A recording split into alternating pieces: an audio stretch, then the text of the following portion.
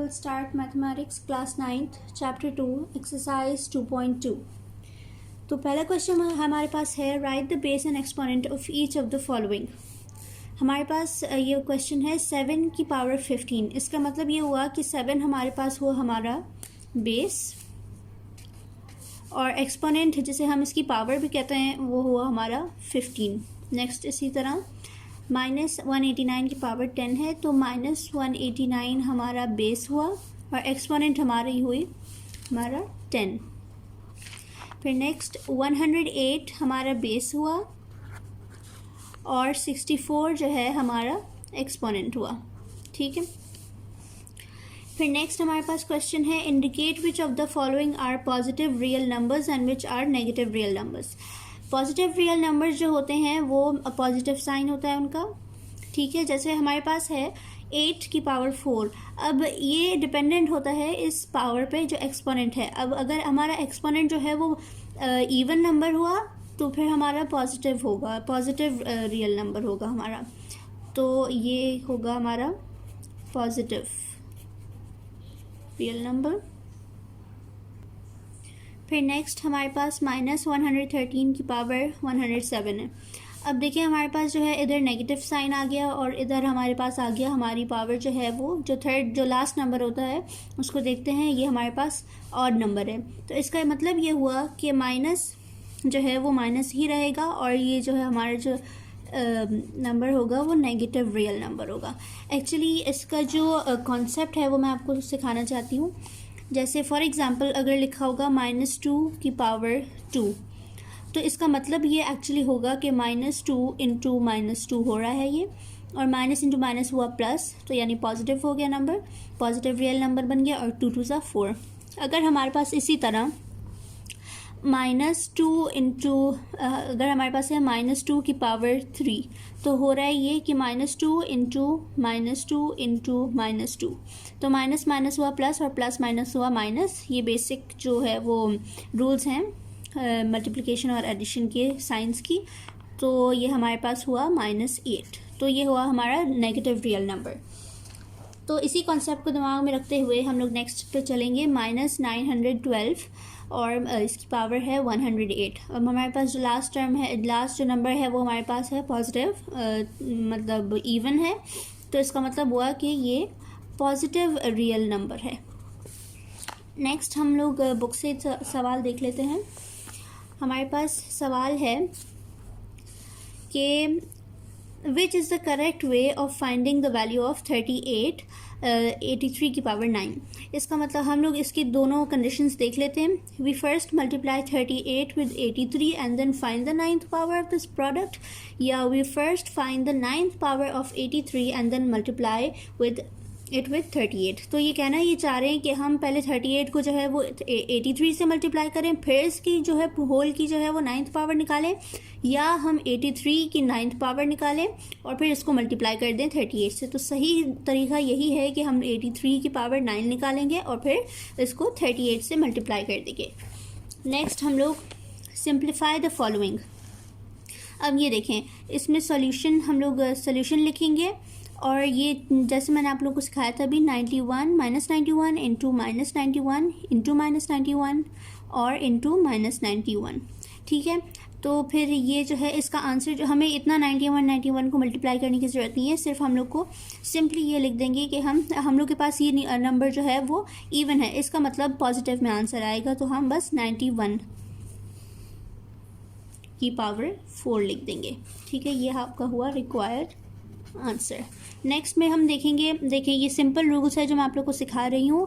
देखें अब देखें 5 की पावर 4 इंटू 5 की पावर 2. अब देखें हमारे पास जो है वो ये जो हमारी कहलाती है, जैसे अभी हम लोगों ने सीखा था कि ये कहलाती है हमारी बेस और ये कहलाती है हमारी एक्सपोनेंट. तो बेसिस आप देख सकते हैं कि सेम है 5 और 5 तो इसको हम लोग सिर्फ एक दफ़ा लिख देंगे. और जब ये हमेशा ये रूल्स हमेशा याद रखने के होते हैं कि अगर बेसिस जो है वो आपस में मल्टीप्लाई हो रही हैं और वो सेम बेसिस हैं तो इनकी पावर्स जो है वो आपस में ऐड हो जाएंगी. तो 5 की पावर एक अगर और अगर बेसिस सेम होते हैं और उनकी पावर ऐड या माइनस हो रही होती हैं या कुछ भी हो रही होती हैं तो बेसिस अगर सेम होते हैं तो उनको एक दफ़ा लिख दिया जाता है और फिर पावर्स हम लोग लिख देते हैं. ठीक है. तो इसी तरह बेस एक ही रखते हुए पावर्स हम ऐड कर देंगे और ये हमारा आंसर आ गया। इसी तरह नेक्स्ट बेसिस हमारे पास सेम है तो हम बेस को एक मरतबा लिख देंगे, फिर 4 + 3 देखिए पावर्स ऐड हो रही हैं +8, ये हुआ हमारा 15 योर रिक्वायर्ड आंसर। ठीक है, फिर इसके बाद इसी तरह अब हमें ये दिख रहा है कि ए और ए सेम है, बी और बी सेम है और सी सेम है। तो हम क्या करेंगे कि इनको अरेंज कर लेंगे अपने आसानी के लिए। तो हम लोग ए और ए पहले लिख देंगे। ए इसकी कोई पावर नहीं है, इसका मतलब इसकी पावर हिडन 1 है ये। ठीक है, फिर इसके बाद हम लोग ए लिख देंगे, ए की पावर 5 इंटू बी लिखेंगे, बी की पावर 2 इंटू बी एक्सपोनेंट 3। ठीक है, इसी तरह सी की पावर 3, मर्ज़ी आपकी जैसा भी लिखना चाहें। ठीक है, फिर इसके बाद नेक्स्ट हमारे पास आया ये देखें, ए की पावर बेसिस सेम है।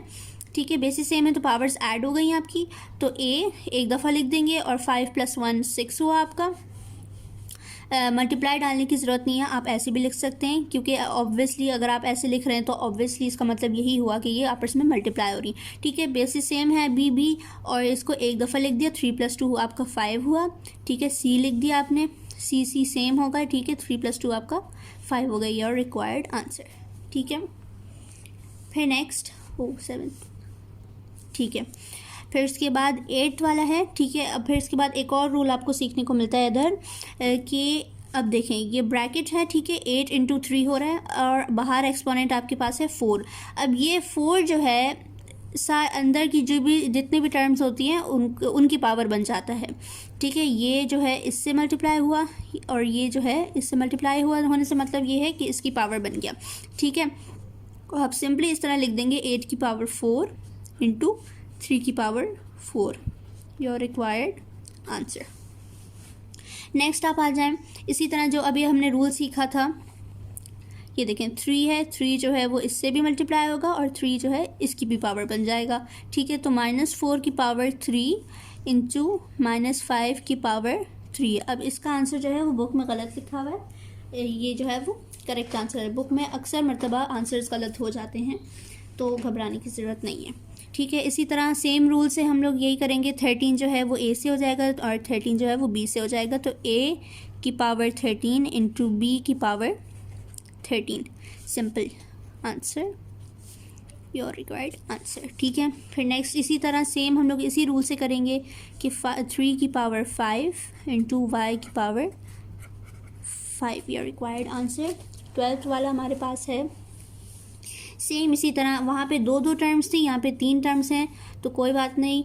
इधर हम लोग करेंगे 3 की पावर 14 इंटू 5 की पावर 14 इंटू एक्स वाई की पावर होल पावर होती है 14। तो जैसे कि यहाँ पे x और y 2 टर्म्स हैं तो होल पावर मैंने किया। तो नेक्स्ट हम स्टेप में ये कर लेंगे कि 3 की पावर हम लिखेंगे 14। ठीक है, और पिछले एक क्वेश्चन में मैंने आपको बताया था कि मल्टीप्लाई इस तरह लिखने की कोई ज़रूरत नहीं है, नो प्रॉब्लम। तो 5 की पावर आपकी हुई 14, x की पावर इसको अब ये देखें 2 टर्म्स हैं ये x और y। अब 14 जो है वो x के साथ भी होगा, 14 जो है वो y के साथ भी होगा। तो x की पावर हुई 14, y की पावर हुई 14 योर रिक्वायर्ड आंसर।